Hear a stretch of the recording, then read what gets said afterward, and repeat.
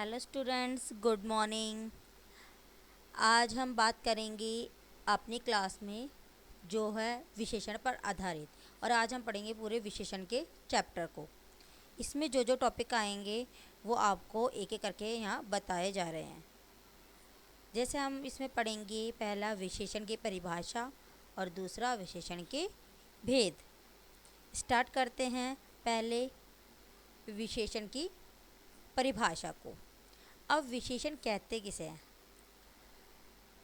जो शब्द संज्ञा और सर्वनाम की विशेषता बताते हैं, यानी कि ऐसे शब्द जो संज्ञा और सर्वनाम के बारे में बताएं, उन्हें हम बोलते हैं विशेषण। और विशेषण कौन सा शब्द है? विशेषण है विकारी शब्द। विकारी से याद रखना, विकारी शब्द वो होते हैं जिनमें लिंग वचन काल के अनुसार परिवर्तन होता है। अब विशेषण वाले शब्द आए जैसे बड़ा, काला, लंबा, मीठा, खट्टा आदि। जैसे हम बोलते हैं ना, मम्मी आज मीठे में खीर बना दो, ये इमली बहुत खट्टी है। तो यहाँ जो आ रहे हैं ये खट्टा, मीठा, ये क्या हमारे विशेषण शब्द है। उदाहरणों के द्वारा भी देखते हैं अब।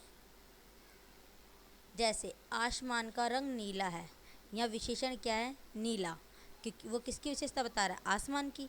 मोहन एक अच्छा लड़का है, यहाँ विशेषण क्या है? अच्छा। अच्छा कौन है? मोहन। तो ये मोहन की विशेषता बता रहा है। तो यानी कि यह नीला और जो अच्छा है ये है हमारे विशेषण। अब हम बात करते हैं विशेष्य की। जिस संज्ञा और सर्वनाम की हम विशेषता बता रहे थे, जिस संज्ञा और सर्वनाम की विशेषता बताए जाते हैं, हम उसे बोलते हैं विशेष्य। अब ये विशेष्य होते हैं जो विशेषण के पहले भी लगते हैं और बाद में भी। पहले हम बात करते हैं वो विशेष्य जो विशेष्य से पहले जो विशेषण लगते हैं। पहले हम बात करेंगे उनकी, वो विशेषण जो विशेष्य से पहले लगते हैं, इन्हें हम बोलते हैं उद्देश्य विशेषण। जैसे सुंदर लड़की, यहाँ देख रहे हो विशेषण पहले आया और विशेष्य बाद में। सुंदर क्या है? विशेषण। लड़की क्या है? विशेष्य। अच्छा क्या है? विशेषण। लड़का क्या है? विशेष्य। काला घोड़ा में क्या है? काला क्या है? विशेषण। और घोड़ा क्या है? विशेष्य। तो इसमें हमने पहले में पढ़ा है कि वो विशेषण जो पहले लगते हैं और विशेषण के बाद में आते हैं। विशेषण पहले लगते हैं, विशेष्य बाद में आते हैं। दूसरा, जो विशेष्य संज्ञा सर्वनाम के बाद प्रयुक्त होते हैं, यानी कि अब वो विशेष्य आएंगे जो संज्ञा या सर्वनाम के बाद प्रयुक्त होते हैं, उन्हें हम बोलते हैं विधेय विशेषण। जैसे ये सेब मीठे हैं, यहाँ आप देख रहे हो सेब, क्या है? ये विशेष्य है और विशेषण कहाँ आ रहा है? इनके बाद। अब वह लड़की सुंदर है, आप देख रहे हो सुंदर क्या है? विशेषण। और यहाँ ये जो विशेषण है वो किसके बाद आ रहा है? विशेष्य के बाद। विशेष्य क्या है? लड़की। तो इससे हमारे को यह विशेषण और विशेष्य की जो डेफिनेशन थी वो क्लियर हो जाती है। अब हम बात करेंगे विशेषण के भेदों की। विशेषण के 4 भेद होते हैं। पहला गुणवाचक विशेषण, दूसरा परिमाणवाचक विशेषण, तीसरा संख्यावाचक विशेषण, चौथा सार्वनामिक विशेषण, जिसे हम आगे की स्लाइड्स में एक एक करके ध्यान से पढ़ेंगे। पहला था हमारा गुणवाचक विशेषण। जो शब्द संज्ञा या सर्वनाम के गुण, रंग, आकार, दशा, स्थिति आदि का बोध कराते हैं उन्हें गुणवाचक विशेषण कहते हैं। इसमें गुणों की बात की जाती है कि उसके गुण क्या है।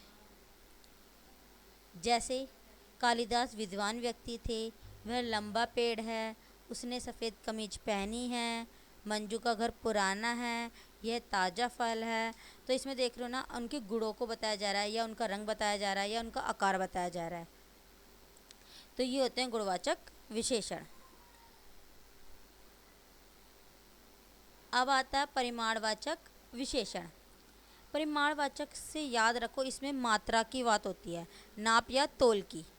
उसे हम बोलते हैं परिमाणवाचक विशेषण।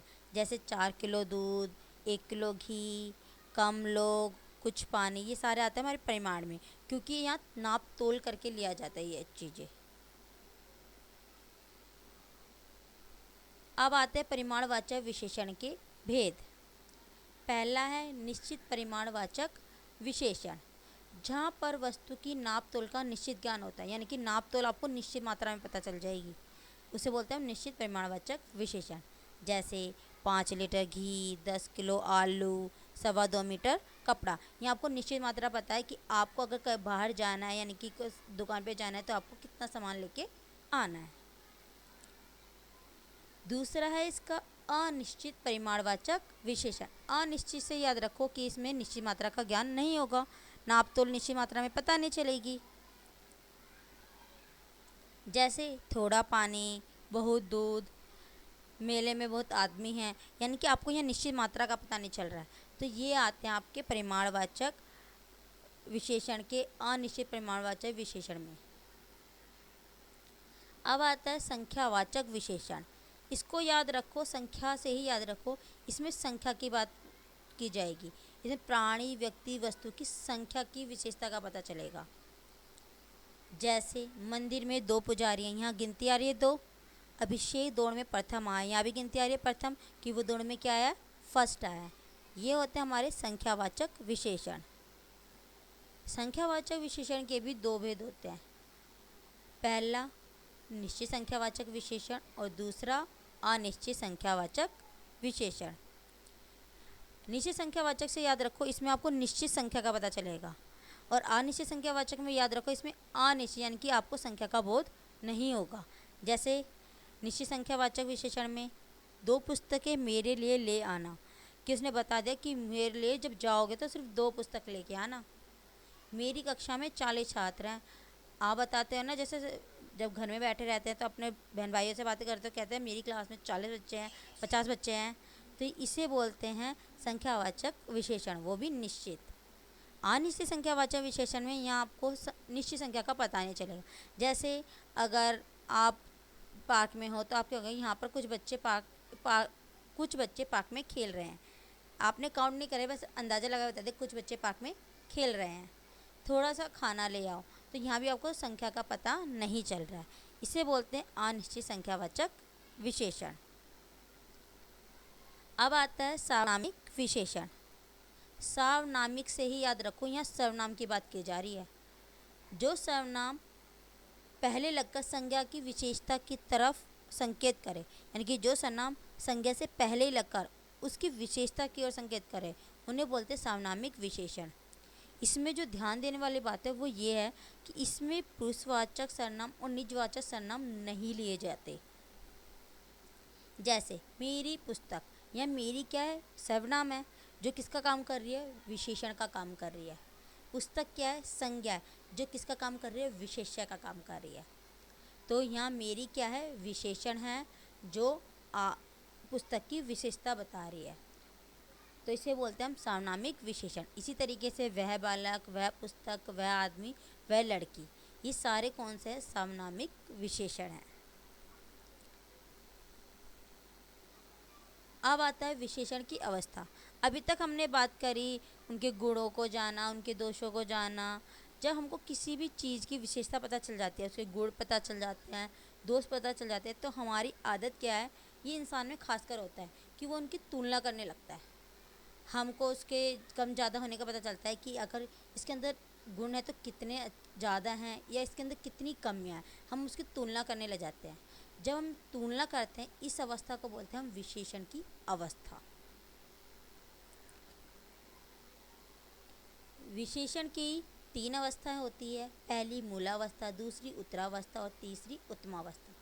मूलावस्था में याद रखो कि इसमें तुलनाएं नहीं की जाती, इसको मूल रूप में ले लिया जाता है। उत्तरावस्था में 2 व्यक्तियों या वस्तुओं के गुणों के बीच तुलना की जाती है। 2 व्यक्ति आ गए, राम श्याम, उनके बीच तुलना की जा रही है, कौन इंटेलिजेंट है। उत्तमावस्था में क्या होता है, जो क्लास में सबसे नंबर 1 होता है, सबसे बेस्ट होता है, या तो वो अच्छे में हो सकता है या बुरे में, तो वहाँ होती है उत्तमावस्था। जैसे मूलावस्था में कमल सुंदर फूल है, ये बता दिया कि कमल सुंदर फूल है, ये सिंपल है, मूलावस्था। उत्तरावस्था में बता दिया रविंद्र चेतन से अधिक बुद्धिमान है। यह तुलना करें रविंद्र और चेतन की, कि वो रविंद्र नहीं है जो चेतन से अधिक बुद्धिमान है। और उत्तमावस्था में क्या बताया, तुम सबसे सुंदर हो, यानी कि पूरी क्लास में बता दिया कि तुम सबसे सुंदर हो। तो इसे बोलते हैं विशेषण की अवस्था है, जिसे हम इंग्लिश में कंपैरेटिव डिग्री, सुपरलेटिव डिग्री से के नाम से भी जानते हैं। अब आता है विशेष शब्दों की रचना। पहले आता है सर्वनाम से विशेषण बनाना। जैसे वह का वैसा, मैं का मेरा। क्रिया से विशेषण बनाना, जैसे बेचना का बनेगा बिकाऊ, लूटने का लुटेरा। संज्ञा से विशेषण बनाना, जैसे कर्म प्लस रत कर्मरत, कर्म प्लस निष्ठ कर्मनिष्ठ। इसमें याद रखना कि इसमें संज्ञा के बाद अधिकतर प्रत्यय जोड़े जाते हैं। क्या जोड़े जाते हैं? प्रत्यय। चौथा है हमारा अव्यय शब्दों से विशेषण बनाना, जैसे बाहर का बाहरी, नीचे का निचला। आशा है आपको आज की क्लास समझ आई होगी। Thanks for watching.